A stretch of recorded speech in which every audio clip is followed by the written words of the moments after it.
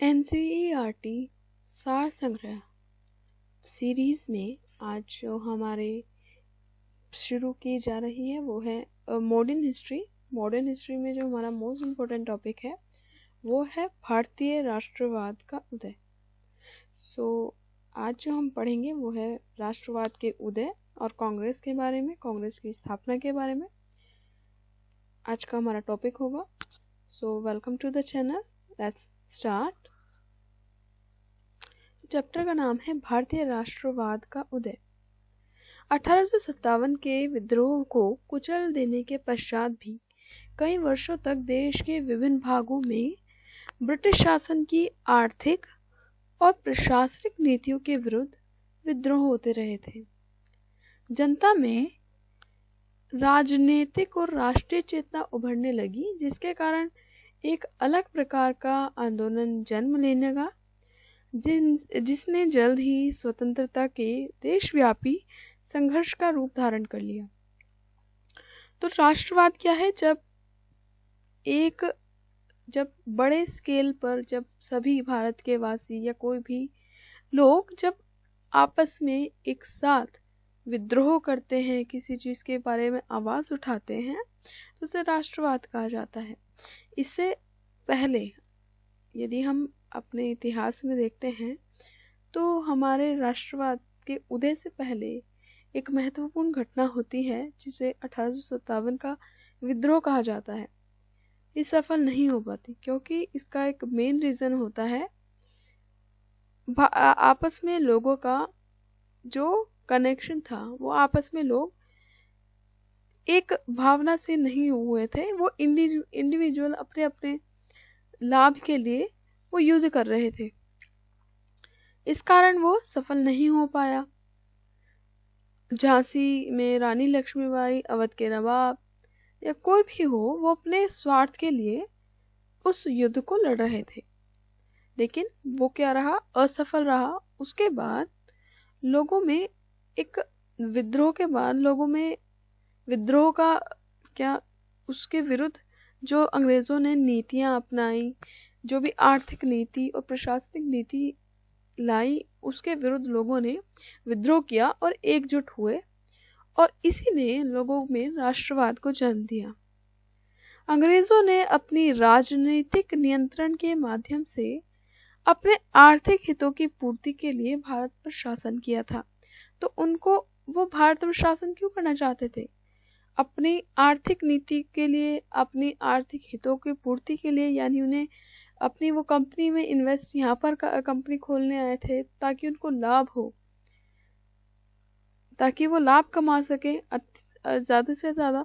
तो वो क्या करते थे? राजनीतिक नियंत्रण क्यों किया उन्होंने? उसके लिए क्या किया कि उसके आर्थिक हितों का पूर्ति के लिए भारत पर शासन किया। भारतीय जनता के हितों में और अंग्रेजों के भारत पर शासन करने के उद्देश्यों में कोई साम्यता नहीं थी। यानी जो एक जैसे लीडर होता है, कोई भी शासन करता है, तो उसका सबसे पहला धर्म होता है जनता के प्रति सेवा भाव या जनता के लिए कुछ करना। लेकिन जो हमारे देश में, हमारे भारत में जो लीडर थे, जो देश को चला रहा था, वो अपने आर्थिक हितों का ही दोहन कर रहा था, आर्थिक हितों को ही ध्यान में रख रहा था। तो जो जनता के हितों को ध्यान में नहीं रखा जा रहा था। तो जो जनता के हित और अंग्रेजों के भारत पर शासन करने के जो उद्देश्य थे, वो समानता नहीं थी। भारत में कुछ ऐसे वर्ग भी थे जिन्होंने अंग्रेजों को अपनी शासन सशक्त बनाने के लिए सहायता भी की थी। यानी कुछ भारत में भी ऐसे लोग थे जिन्होंने क्या किया कि भारत के विरुद्ध ही उनकी सहायता की ताकि वो और ज्यादा शासन कर सके। कुछ वर्गों को छोड़कर शेष भारत पर ब्रिटिश शासन के दौरान सामाजिक, आर्थिक और राजनीतिक जीवन में जो परिवर्तन हुए, उससे जनता को एकजुट होने और ब्रिटिश शासन के विरुद्ध आंदोलन करने के लिए प्रेरणा मिली थी। ये परिवर्तन अंग्रेजों के द्वारा अपने हित साधन के लिए अपनाई गई नीतियों के परिणाम थे। इसके बाद जनता ब्रिटिश शासन के विरुद्ध एकजुट हो गई थी। ब्रिटिश शासन ने अपनी साम्राज्यवादी और शोषणकारी कार्यों से स्वयं अपने विनाश के लिए परिस्थितियां उत्पन्न की थी। तो ये जो परिस्थितियां उत्पन्न हो रही हैं, राष्ट्रवाद की लोगों में शासन के प्रति विद्रोह जो आ रहा है, वो कहाँ से? वो इन्हीं के द्वारा, इन्हीं की शोषणकारी कार्यों के द्वारा, इन्हीं की नीतियों के द्वारा ये विनाश की परिस्थितियां उत्पन्न हुई थी। राजनीतिक और प्रशासनिक एकता। तो सबसे पहले देखते हैं राजनीतिक और प्रशासनिक एकता कैसे जुटी। तो ब्रिटिश शासन के अंतर्गत लगभग संपूर्ण देश का एक राजनीतिक इकाई के रूप में एकीकरण हो गया था।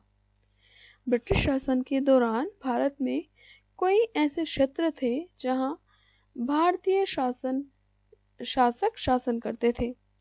वे पूर्णतः ब्रिटिश शासन की कृपा पर आश्रित थे। यानी जो राज्य महाराजा थे, जो वो थे जो भारत में शासन कर रहे थे, वो क्या करते थे? ब्रिटिश शासन पर आश्रित थे, यानी उनकी कृपा पर आश्रित थे। नाम मात्र के लिए ही वो स्वतंत्र थे। वे दूसरे देशों के साथ संबंध स्थापित नहीं कर सकते थे। यानी वो पूरी तरह से किस पर डिपेंड थे? ब्रिटिश अधिकारियों पर। दूसरे देशों से उनकी रक्षा की जिम्मेदारी पूर्णतः ब्रिटिश शासन के हाथों में थी। यानी दूसरे देशों से जो उनकी सुरक्षा है वो खुद ना करके उसकी जिम्मेदारी भी अंग्रेजों के हाथों में थी। इन राज्यों की जनता ब्रिटिश प्रजा मानी जाती थी। तो इनकी राज्यों की जनता कौन मानी जाती थी? ब्रिटिश की जो प्रजा थी वो, क्योंकि इनमें से कुछ राज्यों का निर्माण स्वयं अंग्रेजों ने ही किया था। भारत की राजनीतिक एकता एक महत्वपूर्ण उपलब्धि थी, यद्यपि यह विदेशी शासन के अंतर्गत और उनके हित साधन के लिए प्राप्त की गई थी। इस एकता को ब्रिटिश शासित प्रदेशों में स्थापित प्रशासन की एक रूप व्यवस्था में अधिक महत्वपूर्ण बनाया।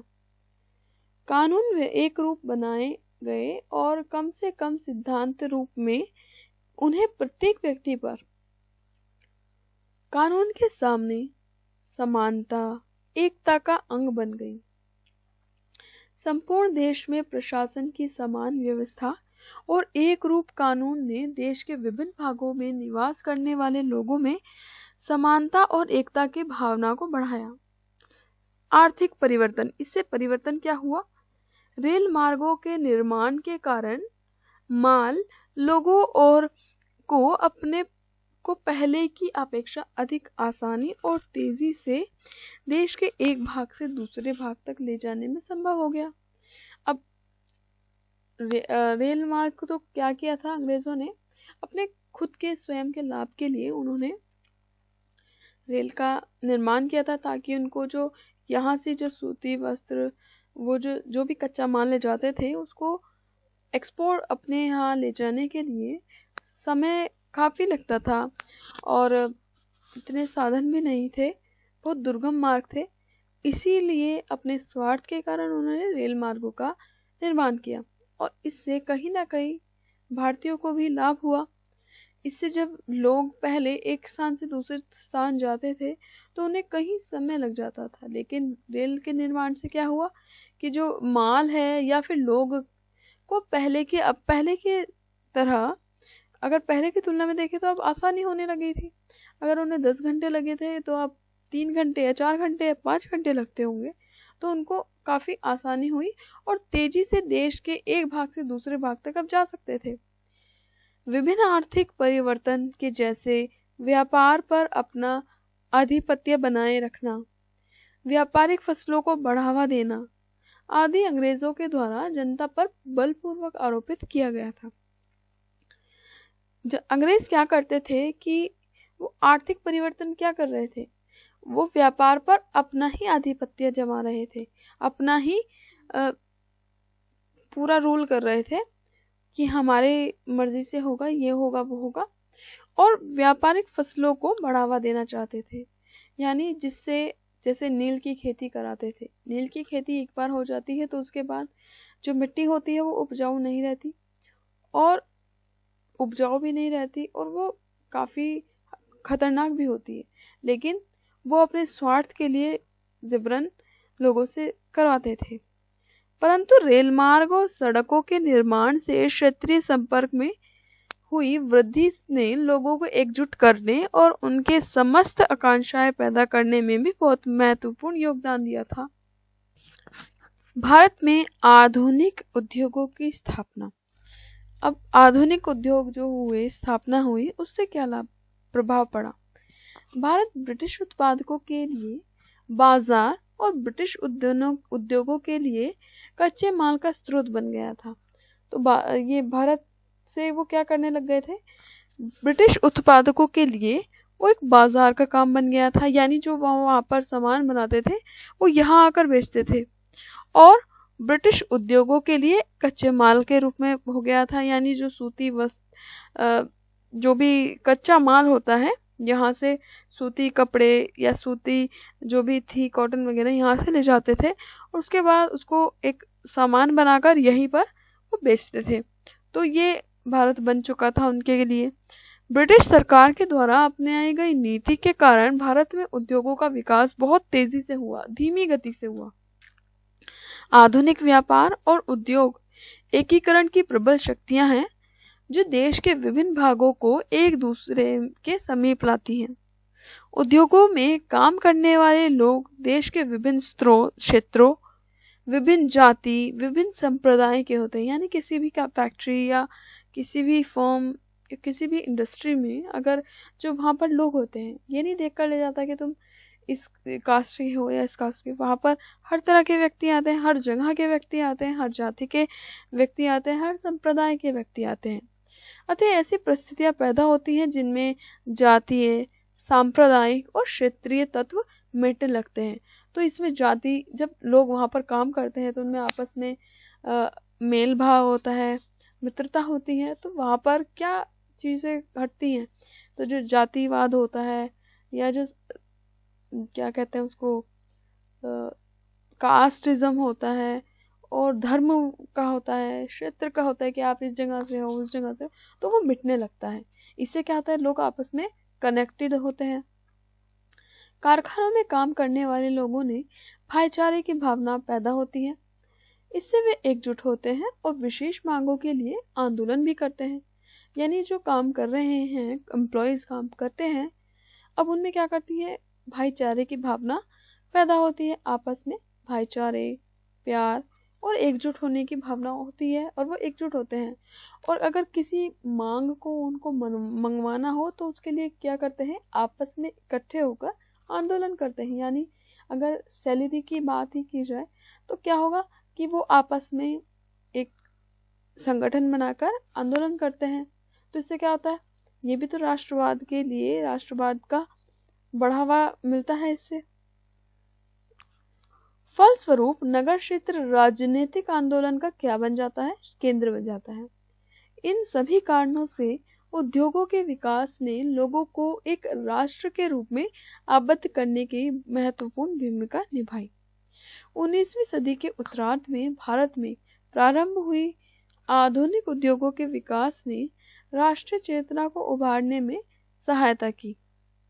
उद्योगों का विकास होने से समाज में दो महत्वपूर्ण वर्ग, कौन कौन से, पूंजीपति वर्ग और औद्योगिक मजदूर वर्ग का उदय हो गया।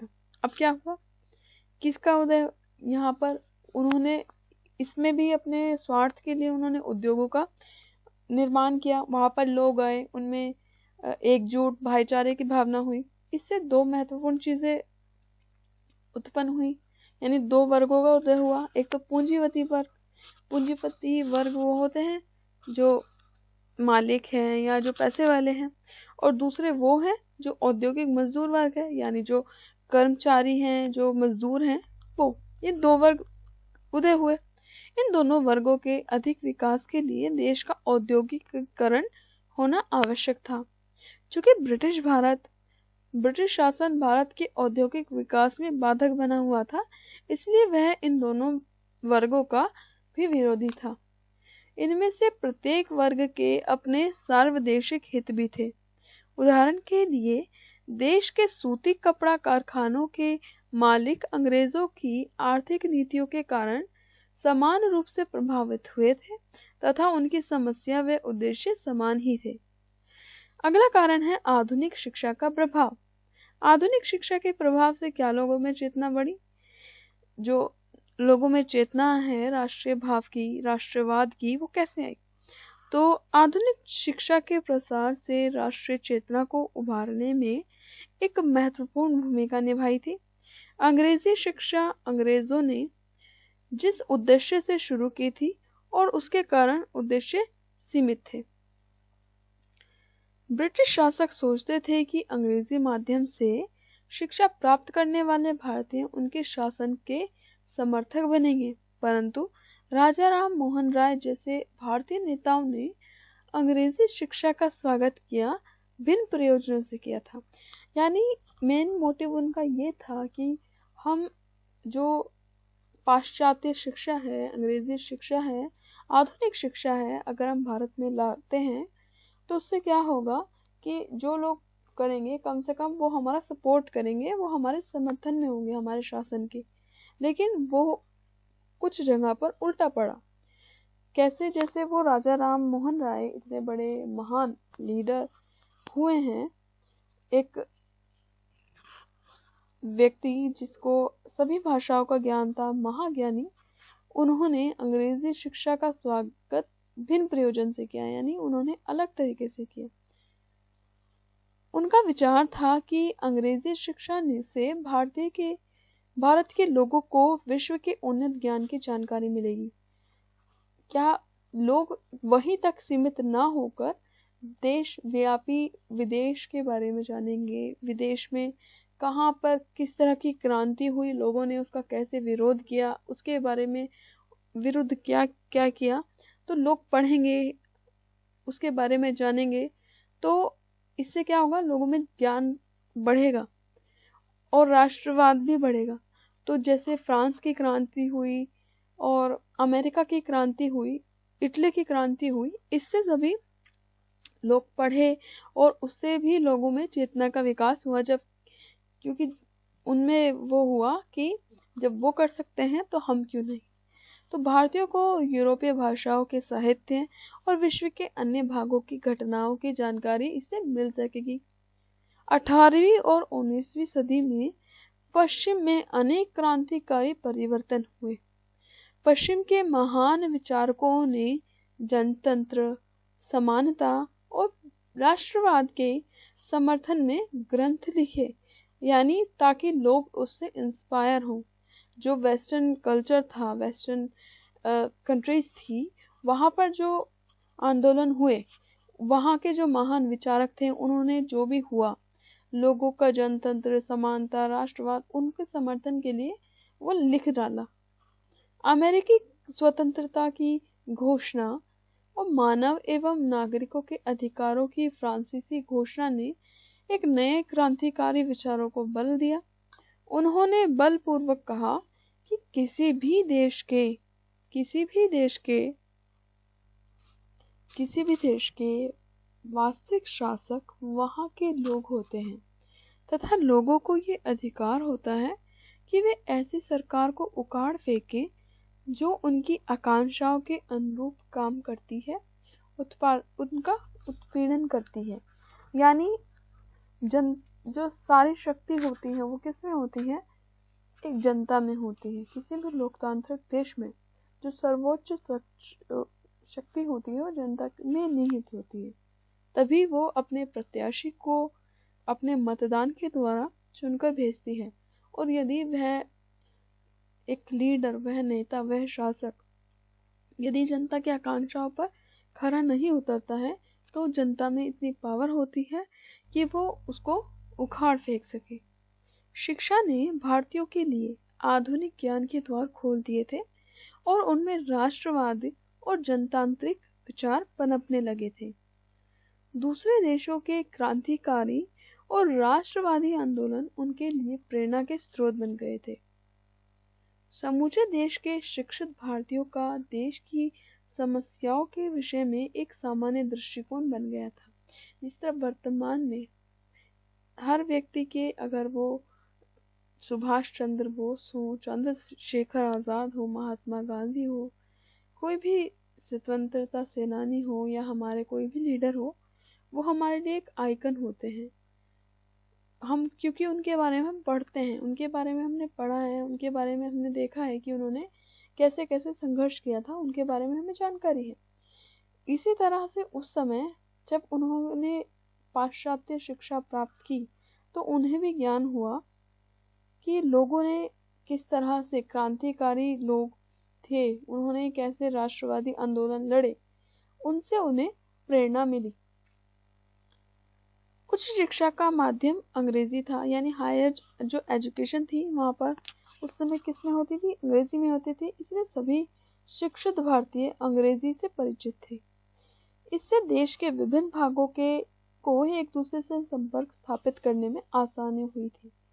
तो पहले उस समय 1857 की क्रांति के समय ये प्रॉब्लम भी थी कि हर कोई अलग अलग क्षेत्र से था, हर किसी की अलग अलग बोली, अलग अलग भाषा है, जो कि वो कम्युनिकेट करने में सक्षम नहीं हो पा रहे थे। यानी अगर किसी व्यक्ति को कुछ बात कहनी है या दूसरे व्यक्ति की बात सुननी है तो उनको आपस में भाषा का प्रॉब्लम होता था। लेकिन अंग्रेजी एक ऐसी भाषा बन चुकी थी जिसे हर जगह, हर क्षेत्र का जिसने पढ़ी हो, जो जिसने शिक्षा की हो, ग्रहण की होगी, वो उससे आसानी से संपर्क स्थापित किया जा सकता था। चाहे वो तमिलनाडु का व्यक्ति हो या एक उत्तर प्रदेश का, चाहे वो राजस्थान का हो या फिर बिहार का, तो वो कम्युनिकेशन जो कॉन्सेप्ट था वो होने लगा। शिक्षित भारतीयों ने पूरे देश में राष्ट्रीयता के विचार को फैलाने में एक मुख्य भूमिका निभाई थी और कई यूरोपीय भाषाओं के ग्रंथों का भारतीय भाषाओं में अनुवाद कर दिया गया था। उन्होंने स्वयं ग्रंथ लिखे और पत्र पत्रिकाएं भी निकाली। उन्होंने भारत की आर्थिक, सामाजिक और राजनीतिक समस्याओं पर भी प्रकाश डाला। अब जो इस समय जो और शिक्षा को महत्व देने के लिए लोग जिससे शिक्षित हो रहे थे, तो इसके लिए बहुत सारे आयोग बने, शिक्षा के आयोग बने। ये हैं, कौन कौन से हैं ये? सबसे पहले आया है चार्ल्स वुड डिस्पैच आयोग या समिति। ये 1854 में आती है। चार्ल्स वुड डिस्पैच आयोग 1854 में आता है। किसके समय में? लॉर्ड डलहौजी के समय में 1854 में चार्ल्स वुड डिस्पैच आता है। उसके बाद आता है हंटर आयोग। हंटर आयोग 1882 का है, रिपन के समय का। उसके बाद आता है रेले आयोग या फिर विश्वविद्यालय आयोग, जो कि 1902 में आता है और ये लॉर्ड कर्जन के समय आता है। उसके बाद सैंडलर आयोग 1917 में आता है और लॉर्ड चेम्सफोर्ड के समय में आता है। फिर इंचकैप आयोग 1923 में आता है, लॉर्ड रीडिंग के समय आता है। हार्टोग समिति प्राथमिक शिक्षा 1829 में लॉर्ड एविन के समय आता है। लिंडसे आयोग प्रौढ़ शिक्षा 1929 इरविन के समय। फिर सार्जेंट आयोग जो कि 1944 में आता है, लॉर्ड विविल के समय। उसके बाद राधा कृष्ण आयोग आता है 1948 में, लॉर्ड माउंटबेटन के समय। तो चार्ल्स वुड डिस्पैच 1854 में डलहौजी के समय। हंटर आयोग 1882 में लॉर्ड रिपन के समय। रेले आयोग या विश्वविद्यालय आयोग 1902 में कर्जन के समय।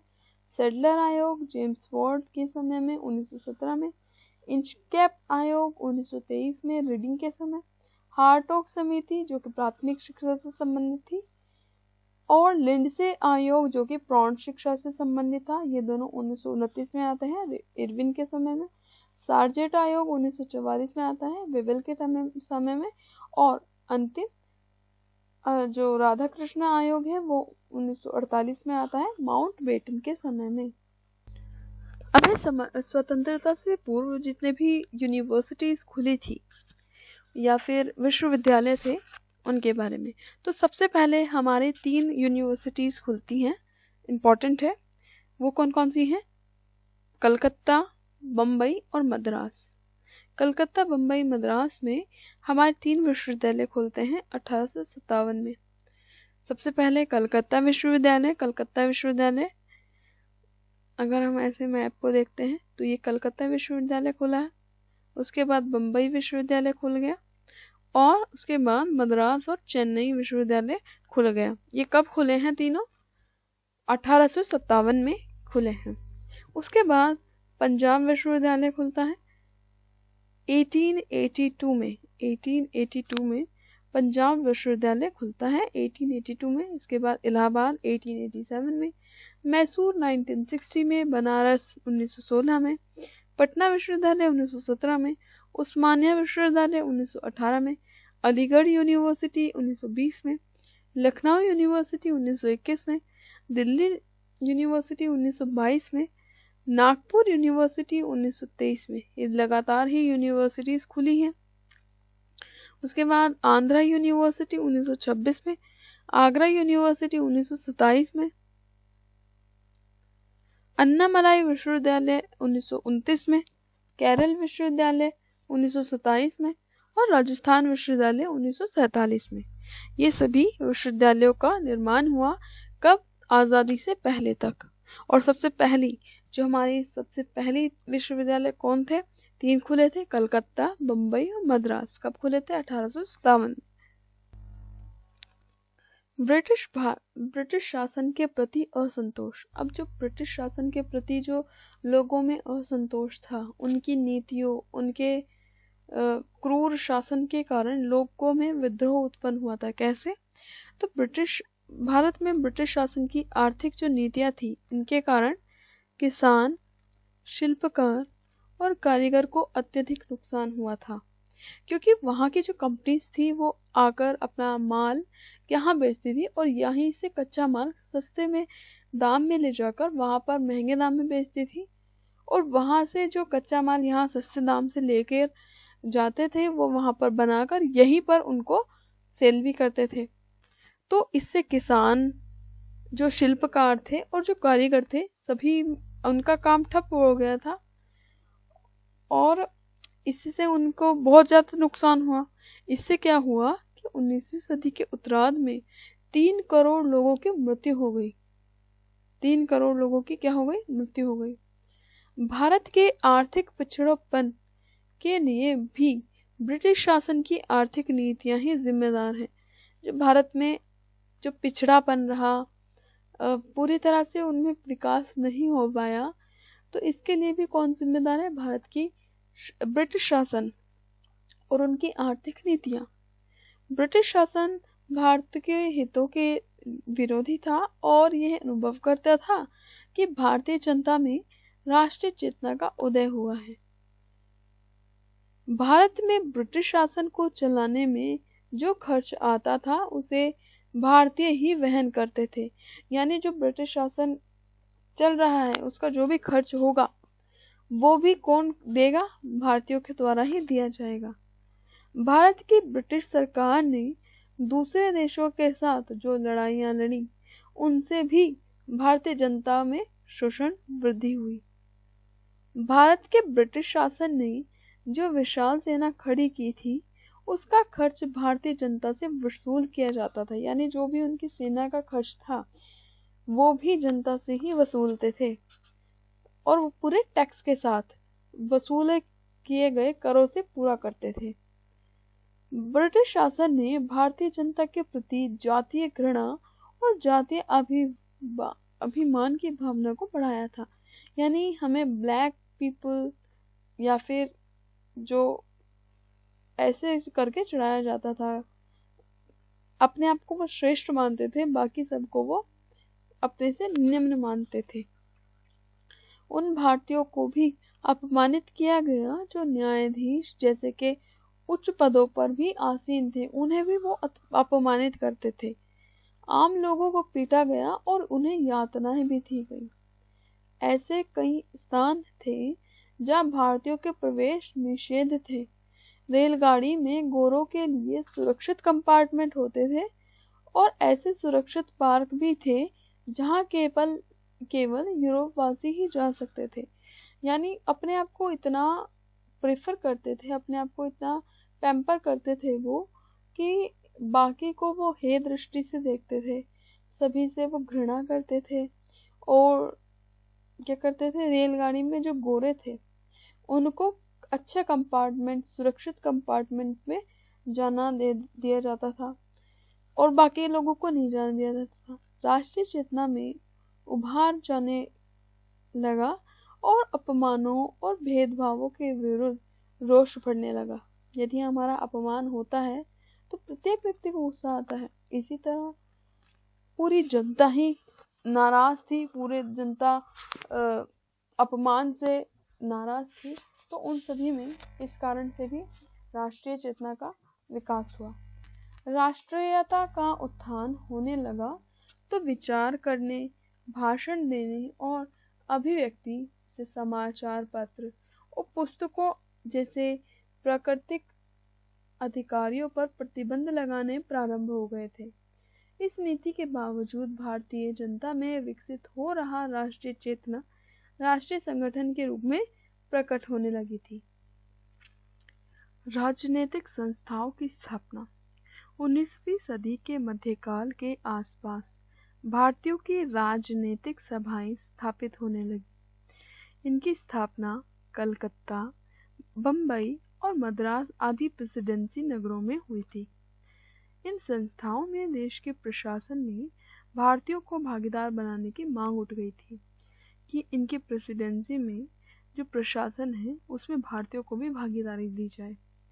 भारतीय जनता के कल्याणार्थ भारत और ब्रिटेन के ब्रिटिश अधिकारियों के पास आवेदन को भेजने के लिए 1852 में बॉम्बे एसोसिएशन की स्थापना हुई। बॉम्बे एसोसिएशन की स्थापना 1852 में होती है। ऐसे ही उद्देश्य के लिए 1852 ईस्वी में मद्रास नेटिव सोसाइटी एसोसिएशन की स्थापना होती है।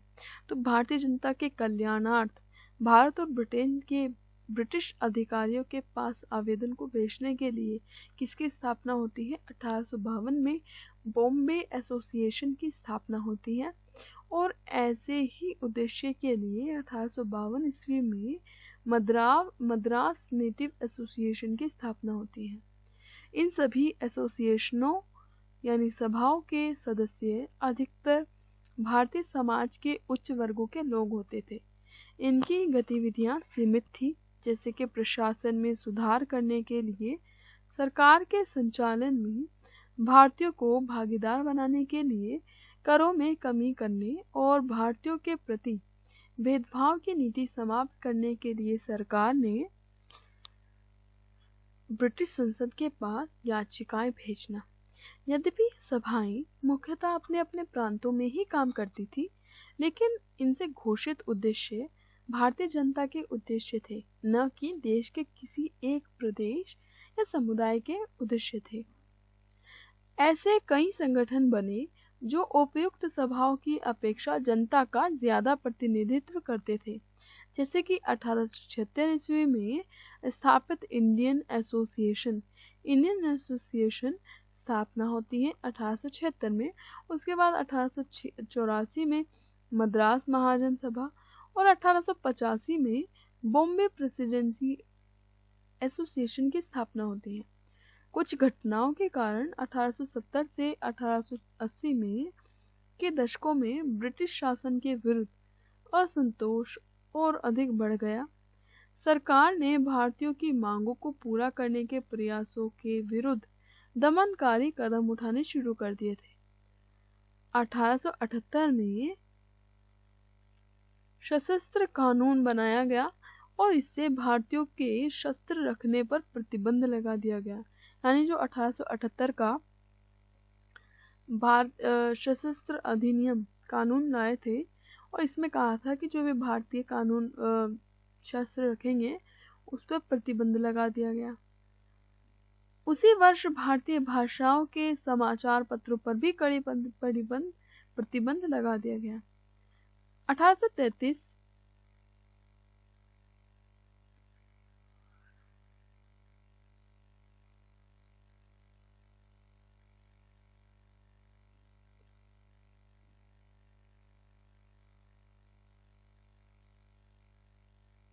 1878 में सशस्त्र कानून बनाया गया जिससे भारतीयों के शस्त्र रखने पर प्रतिबंध लगा दिया गया।